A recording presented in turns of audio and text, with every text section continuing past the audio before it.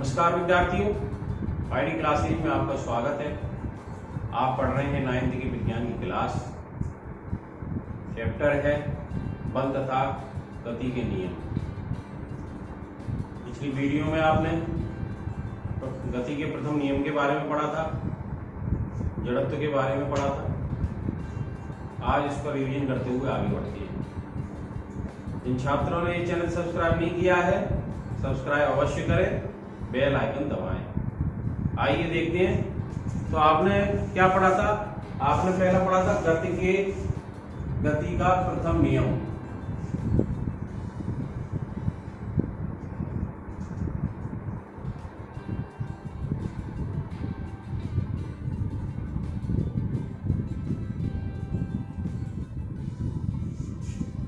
गति का प्रथम नियम क्या था? यदि कोई वस्तु भ्रामावस्था में है तो भ्रामावस्था में ही बनी रहेगी। यदि एक समान गति अवस्था में है तो गति अवस्था में ही बनी रहेगी, जब तक कि उस पर बाह्य बल नहीं लगाया जाए। यानी कि अगर कोई वस्तु भ्रामावस्था में है तो एक जगह ही रहेगी, उसी स्थान पर रहेगी, जब तक कि आप उसको कोई बल नहीं लगा के उसे गति में नहीं ला देते। यदि गति अवस्था में है तो गति में ही बनी रहेगी। इस गति के प्रथम नियम को जड़त्व का नियम भी कहते हैं। क्या कहते हैं? जड़त्व का नियम या गैलीलियो का नियम।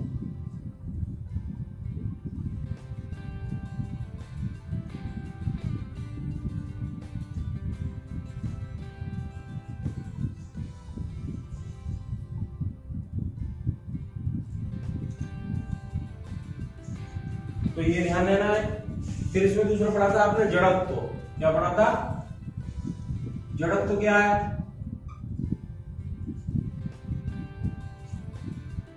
यानी वस्तु भ्रामावस्था में तो अपने भ्रामावस्था में होने वाले परिवर्तन का विरोध करती है।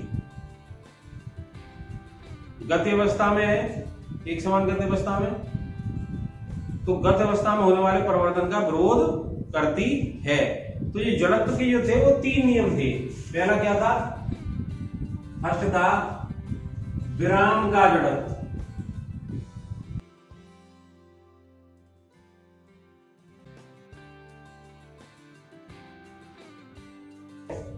अपनी विराम अवस्था का विरोध करती है। इसके उदाहरण दिए थे आपने, जैसे आपने था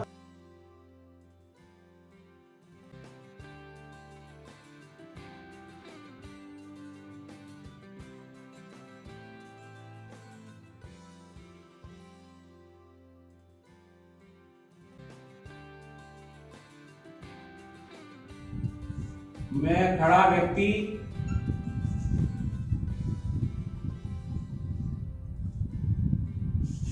बस के अचानक चलने पर, है ना, अचानक गाड़ी के अचानक चलने पर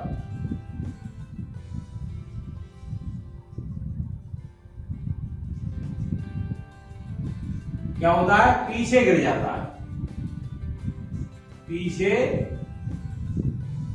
गिर जाता है, या बैठा है तो सिर पीछे की ओर लग जाता है। एक उदाहरण ये था इसका। ठीक है? रेलगाड़ी या बस में आप क्या है, खड़े हैं और रेलगाड़ी यानी विराम में थी। गाड़ी क्या थी? विराम में थी। आप भी विराम में थे। गाड़ी ने चलना प्रारंभ कर दिया तो आपके पैर तो गति अवस्था में आ गए, पर सिर क्या होगा? इसलिए सिर अचानक पीछे गिर जाएगा, है ना, पीछे लगेगा, पीछे गिरेगा। दूसरा जो उदाहरण था आपने जो था कंबल वाला था।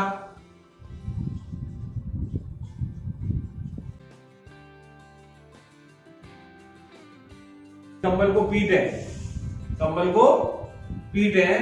तो क्या होता है? कंबल तो गति अवस्था में आ जाता है, पर धूल के कण वहीं स्थिर अवस्था में रहते हैं, विराम अवस्था में रहते हैं। तो कंबल गति धूल के वहीं रह जाते, तो कंबल जब गतिमान हो गया तो धूल के कण वहां से गिर पड़ते हैं। तो ये आपका क्या हो गया? कंबल वाला उदाहरण भी हो गया। ठीक है? तीसरा उदाहरण मैंने सिक्का वाला दिया था।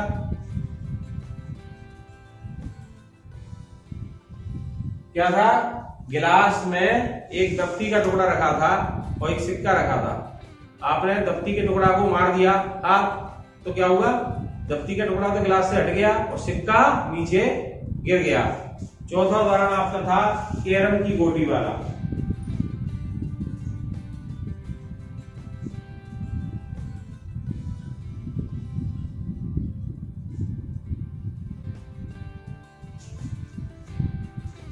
इसमें क्या बताया था, कैरम की गोटी में आपने एक सारे आपने देखा होगा खेल में एक साथ गोटी रख रखी है और नीचे वाली गोटी को आपने हिट किया तो वो गोटी निकल जाती है, बाकी नीचे रख जाती है। तो क्या हुआ, सभी ब्राह्मण थी वो गति अवस्था में नीचे आपने दे दी। इस तरह से अनेक उदाहरण आपके इसके हैं विराम के जड़त्व के।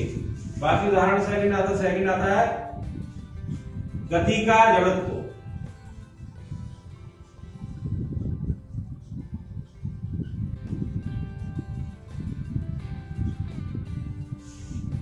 गति का जड़त्व क्या था,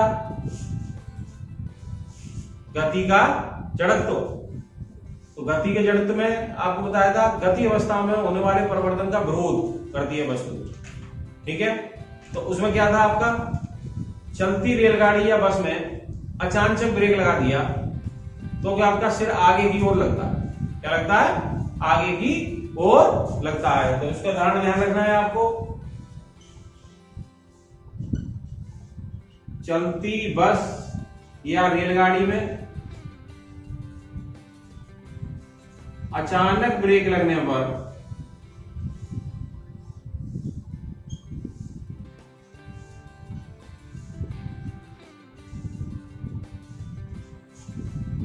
व्यक्ति का सिर क्या होता है,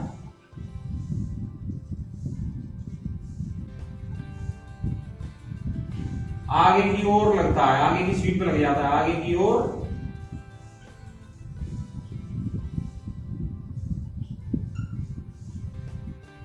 लगता है। ऐसी आप चलती गाड़ी से उतरने पर, चलती गाड़ी से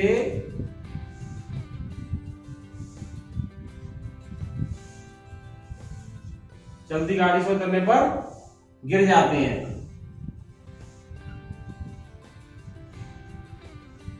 तो आप जानते हैं चलती गाड़ी से आप उतरेंगे, आपका शरीर भी गतिमान अवस्था में होता है, जैसे उतरेंगे पैर स्थिर अवस्था में आ जाते हैं, शरीर गतिमान रहता है, आगे की ओर गिर जाते हैं। इसलिए हमेशा चलती गाड़ी से उतरना है तो क्या है, कुछ देर दौड़ लगाई जाती है ना, तब उससे बचेंगे। ऐसी एक हथौड़ा का उदाहरण है, हथौड़े को हत्थे में कसने के लिए क्या करते हैं, हत्थे को जमीन पर ठोकते हैं, हत्थे को जमीन पर ठोकते हैं। तो हत्था गतिमान अवस्था में होता है, उसका जो हथौड़ा है ना, लोहे का पार्ट है जो, वो क्या स्थिर अवस्था में होता है, इसलिए वो क्या होता है, वो हत्था बढ़ जाता है और वो कस जाता है। तो ये हथौड़े वाला उदाहरण ध्यान रखना है आपको।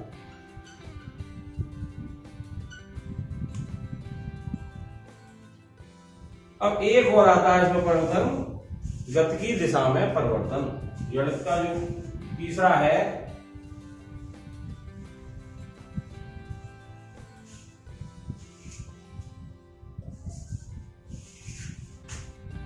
थर्ड है गति की दिशा में परिवर्तन।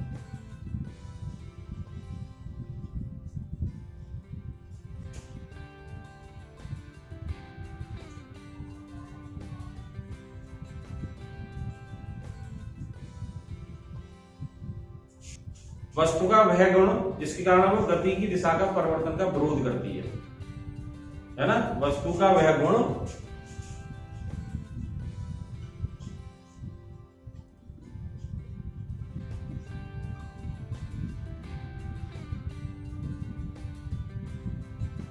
जिसके कारण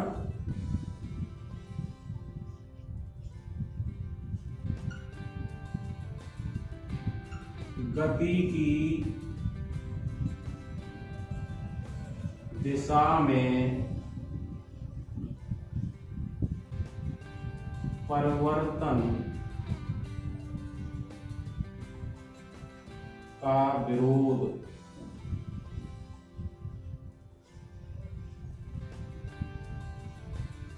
पड़ती है। ये ध्यान रखना है। जब आपने देखा होगा पहाड़ों पर आप जाते हैं बस में, तो बस जैसे घूमती है, घुमावदार मोड़ पर घूमती है, तो क्या होता है, घुमावदार मोड़ पर घूमती है तो यात्री जो है घुमावदार मोड़ के केंद्र के बाहर की ओर झुक जाता है। यात्री क्या होता है, घुमावदार मोड़ के केंद्र के बाहर की ओर झुक जाता है। ठीक है ना। तो बस तो मुड़ रही है, अब दिशा आपकी जो थी तो उसका विरोध हो रहा है, इस कारण से क्या है, बस अचानक से मुड़ी तो क्या है, बाहर की ओर, बाहर की केंद्र की ओर क्या होता है, झुक जाता है। दूसरा होता है टायर के संपर्क में आने वाला कीचड़, है ना, उसको, उससे गाड़ी को गंदा से बचाने के लिए, इस कीचड़ से बचाने के लिए मडगार्ड लगाते हैं। क्या लगाते हैं, मडगार्ड लगाते हैं। क्यों लगाते हैं, क्योंकि ये स्पर्श रेखीय गति होती है ना, तो कीचड़ भी स्पर्श रेखीय गति होती है। इसके कारण क्या है, वो सब गाड़ी पर आ जाता है, पीछे के भैया की सभी कीचड़ आगे गाड़ी पर आएगी, इसलिए इसमें मडगार्ड लगाते हैं। तो क्या होता है, वो मडगार्ड पर सीधे टकराता है। तो ये इसके उदाहरण थे गति के दिशा में परिवर्तन के। तो ध्यान रख, कौन सा उदाहरण था, पहला तो जैसे कोई बस घुमावदार मार्ग पर मुड़ती है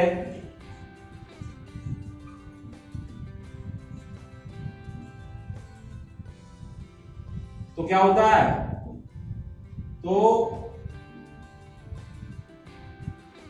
जब कोई बस घुमावदार मार्ग पर मुड़ती है तो क्या हो जाता है, आपका यात्री घुमावदार मोड़ के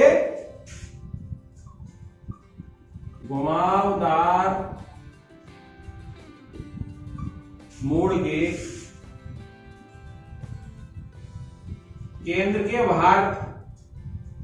बाहर की ओर झुक जाता है।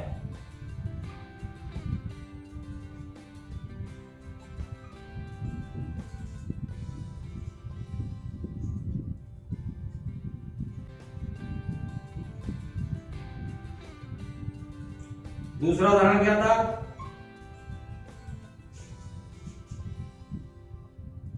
टायर के संपर्क में आने वाले कीचड़ से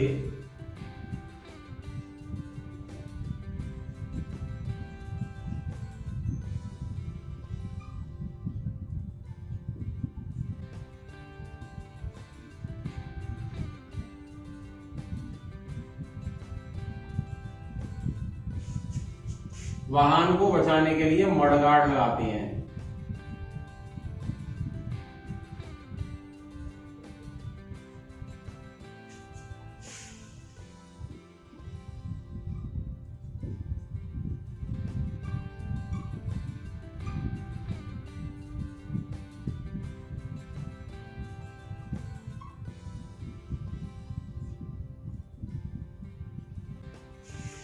बात आती है जो जड़त्व के बारे में आपने पढ़ा था,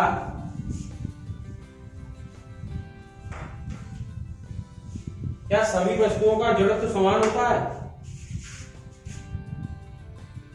क्या सभी वस्तुओं का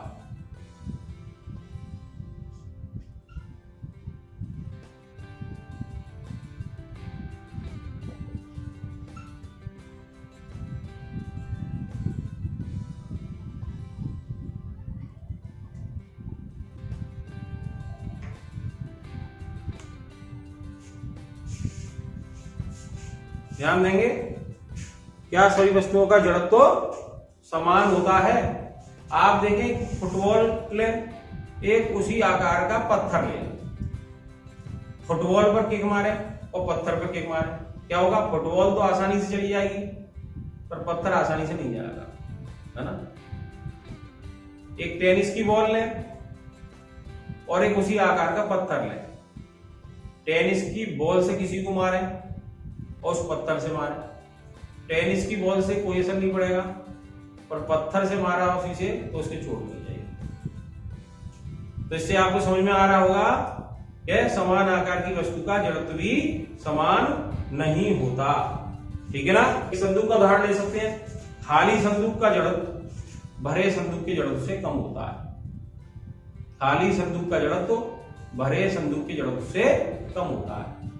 अब इससे इसका क्या प्रभाव पड़ते हैं, है ना, सभी वस्तुओं का जड़त्व समान नहीं होता, तो इस पर विचार करेंगे तो हम देखेंगे गति के प्रथम नियम में आपने देखा जब किसी वस्तु को क्या करते हैं, असंतुलित बल लगाते हैं, है ना। गति के प्रथम नियम में आपने क्या देखा था, जब किसी वस्तु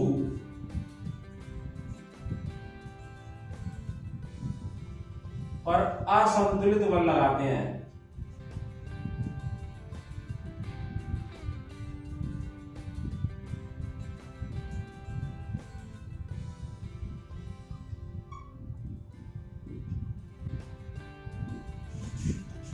तो वह त्वरित हो जाती है, तो वह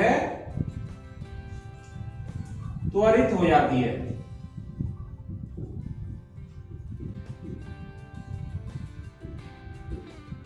तो वह त्वरित हो जाती है। परंतु ये त्वरण है, ये त्वरित हुआ है, त्वरण उत्पन्न हो गया, त्वरण और बल में क्या संबंध है ना, त्वरण और बल में क्या संबंध है, यह प्रथम नियम नहीं बताता। वस्तु में जो उत्पन्न त्वरण है, वस्तु में उत्पन्न त्वरण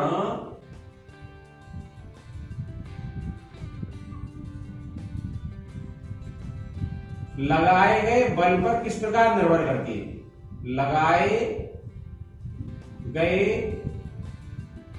बल पर किस प्रकार निर्भर करता है।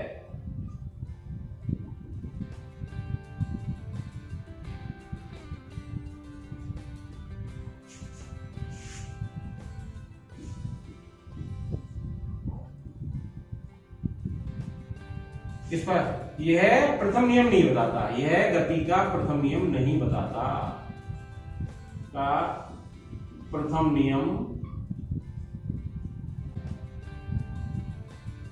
स्पष्ट नहीं करता है।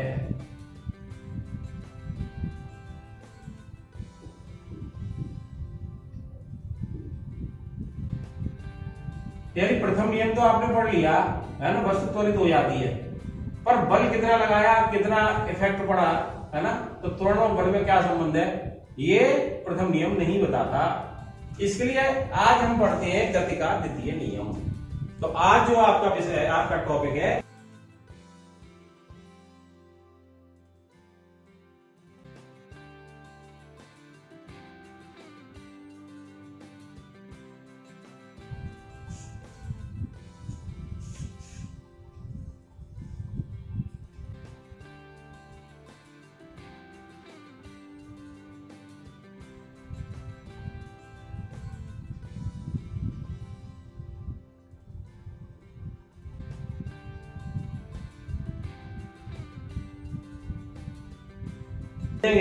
आपको मैंने अभी जड़त्व के जो उदाहरण दिए थे, है ना, एक बॉल का उदाहरण दिया था, टेनिस की बॉल का, कि समान आकार की एक टेनिस की बॉल और एक पत्थर का।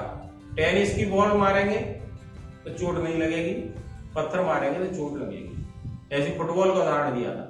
वस्तु के द्वारा उत्पन्न प्रभाव उसके किस पर करता है, द्रव्यमान पर भी निर्भर करता है और उसके वेग पर भी निर्भर करता है। तो किसी वस्तु के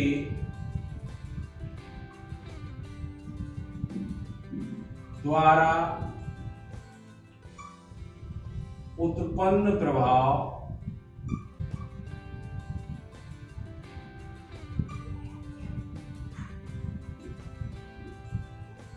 उसके द्रव्यमान पर निर्भर करता है।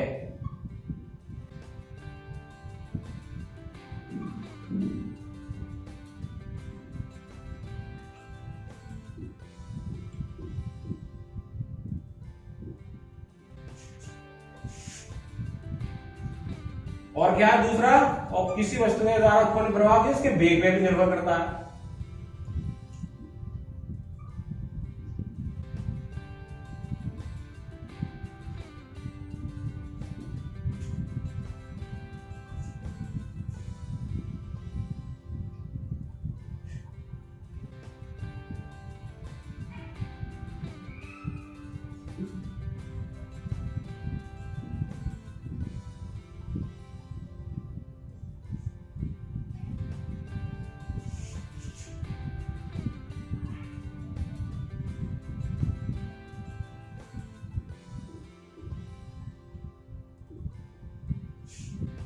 तो जो प्रभाव वस्तु द्वारा उत्पन्न हुआ था द्रव्यमान पर, है ना, द्रव्यमान कम ज्यादा है तो जड़त्व तो अलग अलग होगा, तो द्रव्यमान पर और आपने किस वेग से फेंका है इस पर निर्भर करता है। तो इसके वस्तु के हमने एक नई राशि में व्यक्त किया, वस्तु के द्रव्यमान तथा वेग, ठीक है ना, आपने जो द्रव्यमान पर निर्भर करता है, वेग पर निर्भर करता है, तो इसमें द्रव्यमान और वेग से संबंधित एक राशि ली,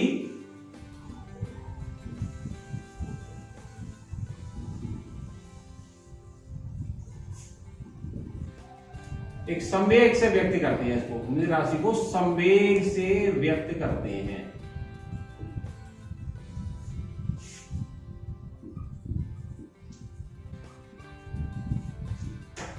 तो संवेग क्या है? तो संवेग क्या है?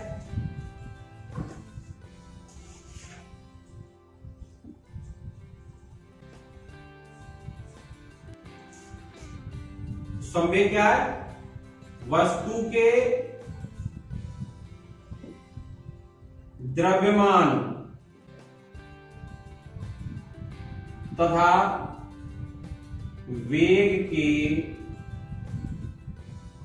गुणनफल को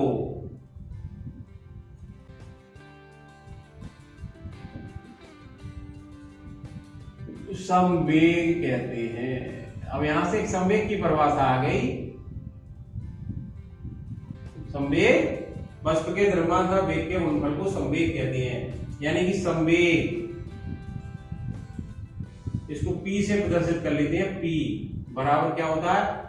द्रव्यमान M से गुणा वेग V से, यानी P बराबर M गुणा V। तो P का मात्रक क्या हो गया?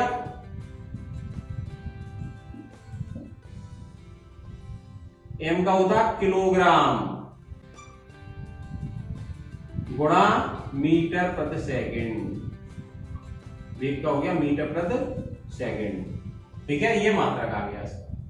अब संवेग से हम, ये द्वितीय नियम है हुए, संवेग से निकालने, संवेग से निकालेंगे तो क्या होता है, ध्यान दें।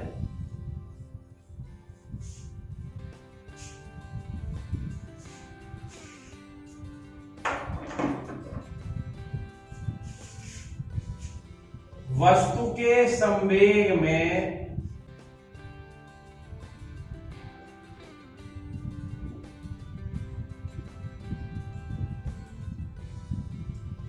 अधिक परिवर्तन लाने के लिए, यानी परिवर्तन लाने के लिए, अधिक परिवर्तन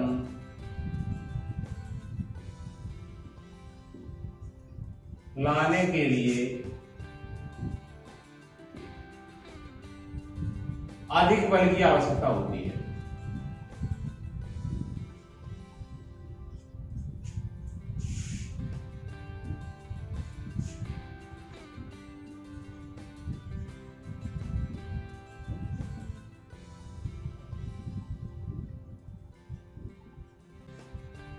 आवश्यकता होती है, यानी ये संवेग में परिवर्तन करेंगे, है ना। संवेग था, बल लगाना, तो संवेग में परिवर्तन करना पड़ेगा। संवेग में परिवर्तन करें तो यहां परिभाषा आ जाती है, संवेग परिवर्तन की दर को बल कहते हैं। क्या परिभाषा आती है? संवेग परिवर्तन की दर को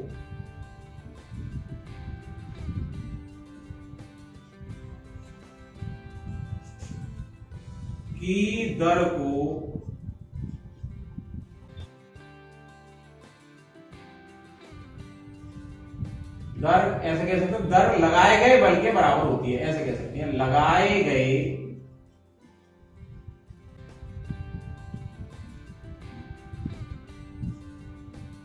बल के बराबर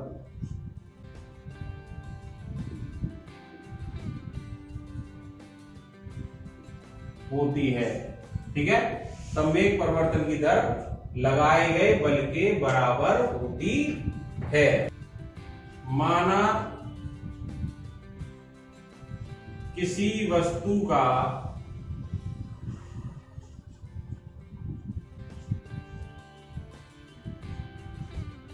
द्रव्यमान m है, प्रारंभिक वेग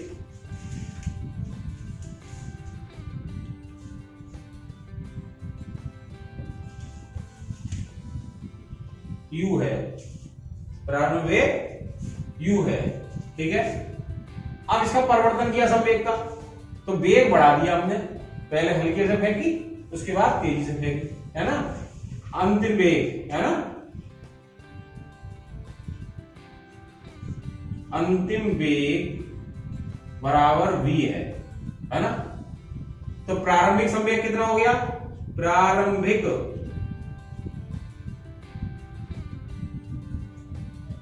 संवेग बराबर mu, m गुणा वेग, है ना, क्या था, द्रव्यमान और वेग के गुणनफल को संवेग कहते हैं, ठीक है। तो mu, उसके बाद परिवर्तन करके अंतिम संवेग क्या हो गया,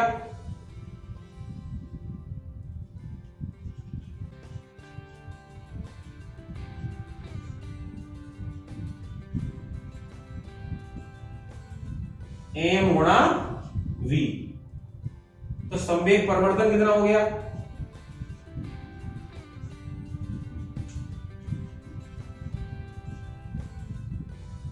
संवेग परिवर्तन हो गया mv माइनस mu, ठीक है।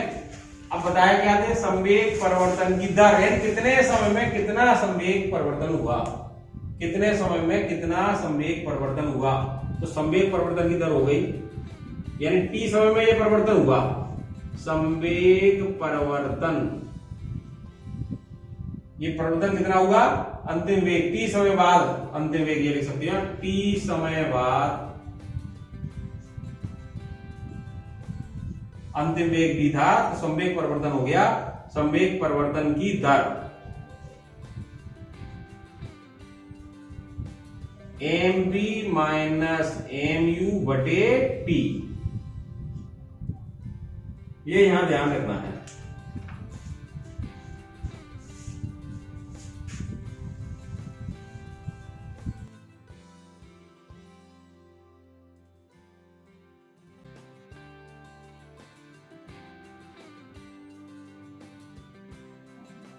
संवेग परिवर्तन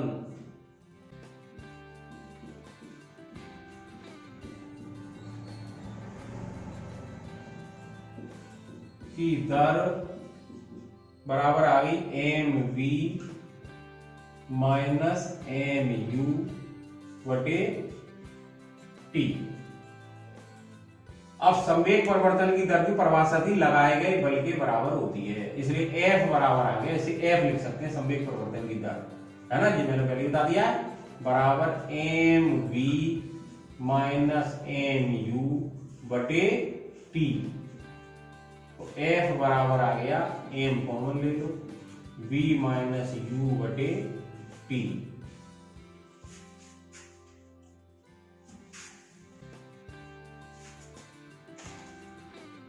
तो यहां से ध्यान देंगे F बराबर, देखिए ये प्रथम चैप्टर में पढ़ा था गति के समीकरण में, वेग परिवर्तन की दर को त्वरण कहते हैं।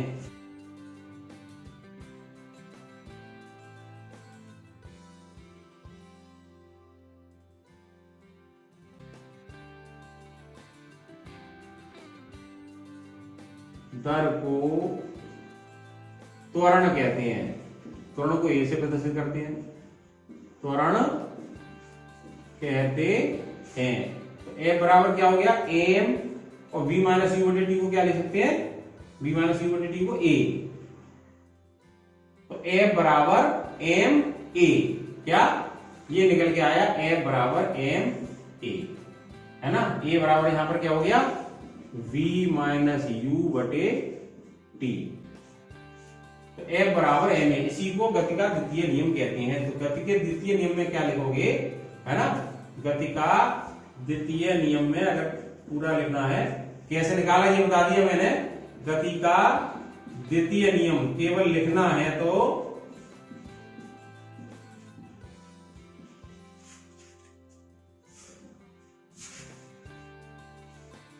जो बल है एफ क्या है इसमें, समानुपाती एम के, यानी द्रव्यमान के समानुपाती होता है। ठीक है, द्रव्यमान बढ़ाएंगे बल भी बढ़ाना पड़ेगा। कोई हल्की चीज पे बल लगाओगे तो उसे हटाना है, और बड़ी चीज पे बल लगा रहे हो तो ज्यादा लगाना पड़ेगा, है ना। और एफ क्या है, त्वरण बढ़ाओगे तो भी एफ बढ़ेगा, एफ बढ़ेगा त्वरण बढ़ेगा, या त्वरण बढ़ेगा तो एफ बढ़ेगा। एफ समानुपाती है, इसलिए एफ समानुपाती एम के, एफ बराबर समानुपाती चिन्ह हटाओ के एम गुणा ए। अब प्रयोगों द्वारा जो के क्या है ना, स्थिरांक है, के एक स्थिरांक है, प्रयोगों द्वारा के बराबर 1 आता है, के बराबर 1, तो एम बराबर के का मान 1 लगाएंगे तो एम ए। ये गति का द्वितीय नियम है, एफ बराबर एम ए गति का द्वितीय नियम है। तो बल किस प्रकार निर्भर करता है ये आज बता दिया, त्वरण पे किस प्रकार निर्भर करता है ये द्वितीय नियम बताता है, ये गति का द्वितीय। अब तक आपने बल के बारे में इस चैप्टर में पढ़ा था, संतुलित बल असंतुलित बल के बारे में पढ़ा था, फिर आपने पढ़ा था गति का प्रथम नियम। ठीक है, गति के प्रथम नियम को 3 भागों में बांट दिया था, विराम का जड़त्व, गति का जड़त्व और गति की दिशा के परिवर्तन का जड़त्व। इनके उदाहरण सभी पढ़े थे। प्रथम नियम के बाद बल किस प्रकार संबंधित है द्रव्यमान वेग पर, तो इसके लिए आपने संवेग पढ़ा था, फिर पढ़ा था आपका गति का द्वितीय नियम एफ बराबर एम ए, इसके न्यूमेरिकल भी आते हैं। अब गति के द्वितीय नियम के आधार पर आगे पढ़ेंगे बल का आवेग और इसके उदाहरण समझेंगे द्वितीय नियम के। तो इनको रिवाइज ठीक से कर लें। वीडियो अगर आपको पसंद आई है तो लाइक अवश्य करें, अधिक से अधिक लाइक करें, अधिक से अधिक शेयर करें। धन्यवाद।